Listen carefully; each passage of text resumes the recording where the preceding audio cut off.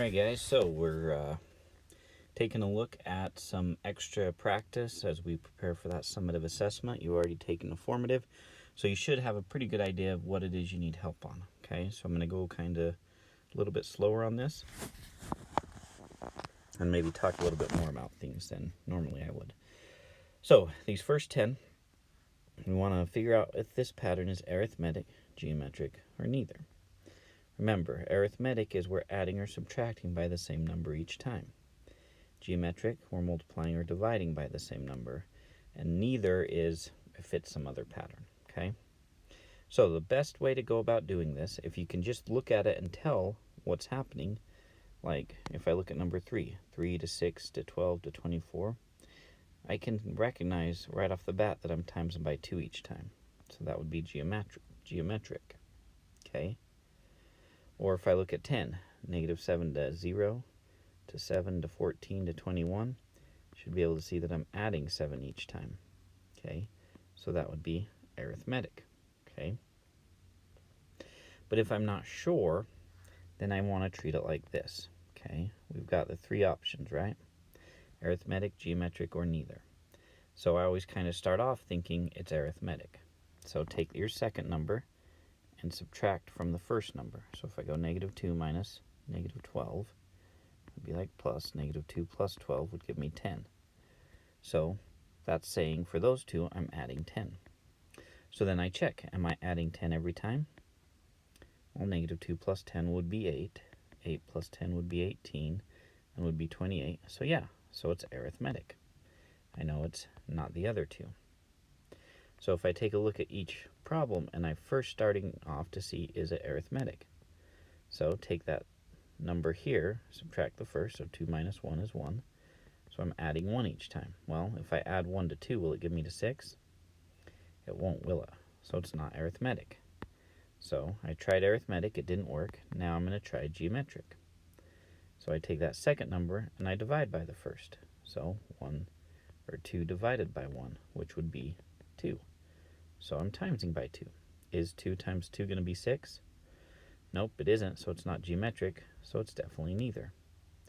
In this case, I think it might be timesing by a bigger number each time. Okay, but that idea is that you're able to kind of guess and check to see which one it is. So we start with arithmetic. Negative 12 minus negative 16, that's like plus. Negative 12 plus 16 is 4 to the positive. So if I add 4 to negative 12, does it give me to negative 8? To negative 4? To 0? It does, so it is arithmetic. Okay, number 5. Take negative 9, subtract 3, which would be negative 12. So am I subtracting 12? Well, if I subtract 12 from negative 9, does it get positive 27? It doesn't, so it's not arithmetic. So I try geometric. Negative 9 divided by 3, which would be negative 3. So am I timesing by negative 3? 3 times negative 3 is 9, negative 9.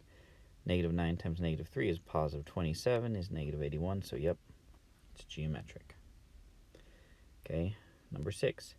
Take 240, subtract 40, which would be 200. Am I adding 200? You better believe I am. Arithmetic. Okay, take 20, subtract negative 40. It's like plus. Am I adding 24 each time? Well, 20 plus 24 is not going to be negative 100. Not arithmetic. Try geometric. 20 divided by negative 4, which would be negative 5. 20 times... I got to clear some space here, don't I? So 20 times negative 5, is that negative 100? It is, which would be to positive 100. So definitely geometric. Okay, number 8. Negative 24 minus negative 4.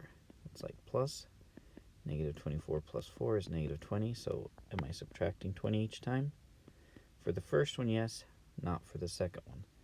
So try geometric. Negative 24 divided by negative 4, which would be positive 6. So if I times by positive 6, that works. 24 times 6. 4, 2, 12, 14. Yep. Definitely timesing by 6. So geometric. The last one. Is it arithmetic? -2 minus -1 would be a -1. I'm minusing 1. Nope. -2 divided by -1, which would be a +2. Am I timesing by +2? Nope. So definitely neither. Okay? So that's what you can do to kind of check those, and you can apply that to any other part that you need to. Okay? Now, when we're looking at creating recursive equations, remember, we're looking for the start number, which we write as a sub 0. So where the input is 0, okay, that's the number we're looking for, where that term is 0. So if I look at 11, my 0's is -5. A sub 0 is -5.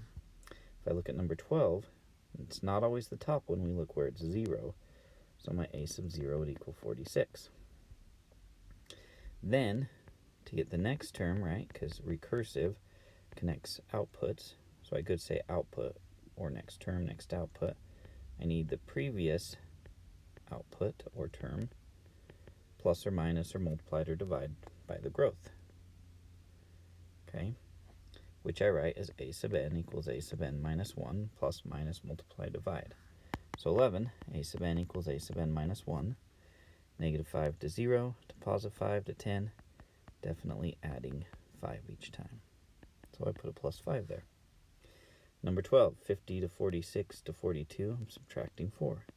So a sub n equals a sub n minus 1 minus 4. All right, so 13, a sub 0 equals 1, because that's where my 0 is. 1 to 4 to 16. Well, am I adding 3? Nope, definitely not. Am I timesing by 4? Yes, I am. So a sub n equals a sub n minus 1 times 4. Number 14, well, 0's right here, so it would be a sub 0 would equal 10. A sub n equals a sub n minus 1. 80 to 40 to 20 to 10. Definitely not subtracting 40 each time, because here I'm subtracting 20, then 10. Which notice is I'm cutting things in half, actually dividing by 2. So I put divide by 2 there. And that's how we do it with the tables, okay? The tables are pretty simple if you can figure out that growth. The growth is probably the toughest part in that case. All right, now we've got 4 problems that are pictures, okay? But we're still doing recursive, so we still start out a sub 0 equals a sub n equals a sub n minus 1, and we spot our growth. Well, 1 turkey to 3 to 5, we're adding 2 each time, so plus 2. Then since this says start or beginning or 0 term, I know that I had 1 to begin with. Whereas if I look at 16, it says year 1, so I've got to go back to year 0. We've got 1, 2, and 4, so definitely timesing by 2, so a sub 0 equals something, but a sub n equals a sub n minus 1 times 2. Going backwards, what times 2 would give us 1? Well, 1 divided by 2 is 1/2, because 1/2 times 2 is 1. So I get a 1/2, which you could put a 0.5 there if you wanted to instead. Okay. So again, it's just like with the table, using the same parts of the equation, right? Always use this part, every single one, no matter if it's arithmetic, geometric, doesn't matter. The things that change are the growth, and I'm saying the start number, and the growth. Okay, depending on if it's arithmetic, geometric, okay, getting bigger, getting smaller, where the 0 term is. But everything else is pretty much the same. All right? So 17. Notice we've got the start, so I know a sub 0 is going to equal 1, 2, 3, 4, 5, 6, 7, 8, 9, 9. A sub n is going to equal a sub n minus 1. And let's see, we go from 9 to 6 to 3. So we're subtracting 3 each time, going down this time.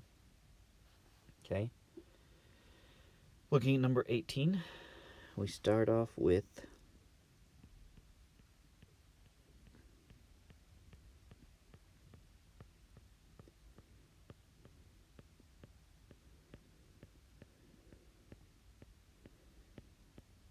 32.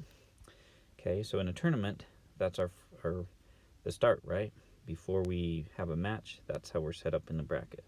So a sub 0 equals 32. Then it looks like single elimination, so we're eliminating 1 out of 2 teams every time we go. So this is 32. This would be 16, 8, 4, 2, and 1. So we can see we're cutting it in half, dividing by 2 each time. We could also write it as a sub n equals a sub n minus 1 times 1/2. Works the same way. Okay? All right, so there we are on those ones. Now, if we look at just the sequence, okay, remember that a sequence always starts with the first term. So we've always got to go back and find the 0 term, which means we need our growth. So -8 to -4 to 0 to 4, we are adding 4 each time. So a sub n equals a sub n minus 1 plus 4. Now, to get back to my a sub 0, I kind of do the opposite. Subtract 4 and realize that -8 minus 4 is -12. So there's my starting number. Or in the case of this other one, -4 to -20 to -100, definitely timesing by 5. So a sub n equals a sub n minus 1 times 5. And if you weren't sure, use the same skills that we used back up here, okay, with how we figured that out, right? All this stuff right here, you can use that to figure it out. Okay, then a sub 0 would equal, well, -4 divided by 5 would be -4/5. Just leave it like the fraction. Okay, which is all right to do. Now, 20, we've got 25 to 22 to 19 to 16. Subtracting 3 here, we go back. 28 minus 3 would give us 25, so a sub 0 equals 28. A sub n equals a sub n minus 1 minus 3. Now, if you'll notice, I always write the a sub 0 first, but I don't have to. I could go a sub n equals a sub n minus 1, 2 to 10 to 50 to 250. Again, we're times them by 5. Going backwards would be 2/5. So a sub 0 would equal 2 divided by 5. But again, looking at the things we do, still doing the same type of equation, just having to find the start and the growth in a different way, okay? If we look at a story problem, still doing it the same way. We need that start, we need that growth. When we find the start, we go a sub 0 equals the start. When we find the growth, a sub n equals a sub n minus 1 plus minus multiply or divide the growth. So Trony felt like life wasn't going the best because he wasn't doing well in math class. So he decided to study more. So far, he had only studied 2 hours a week. There's our start. So he started studying 3 more hours every week. So we're adding 3 more hours to his study time. That's our growth. Drabriel wanted to wow, there's a lot of typos here. I should say intimidate, not intimidate. Maybe that is what he wanted to do, but I don't know what that means. Mr. Vidalch. He has taken off 2 of the calculator tops already.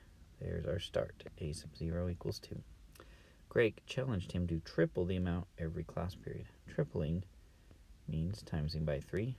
That's our growth. Okay. 25. Hortensia loves her science class. They are trying to understand decay. They have 256 grams of uranium in class. Every day decays so that only 1/3 of the previous amount is left. So we're starting a sub 0 with 256 grams. We're growing, well, decaying by 2/3 essentially and having 1/3 left over. Well, what does it mean for 1/3? Well, we could times by a third, or that's the same as dividing by 3. So you can pick either one of these to put here. Okay, last problem. Mr. Rohrwaller is helping students in class to understand their work better. He has 50 students who don't understand the work. Oh man, starting out with 50 students. So a sub 0 equals 50. Every hour he helps 3 students to understand. Every hour kind of keys us into our growth. So the number of students who don't understand goes down. So we started with 50, and we are subtracting 3 students in terms of understanding every hour. Yes, every hour. All right, guys, so that's kind of all those different ways, and hopefully you do notice that the way we write those equations, seeing all those different things, is basically the same way.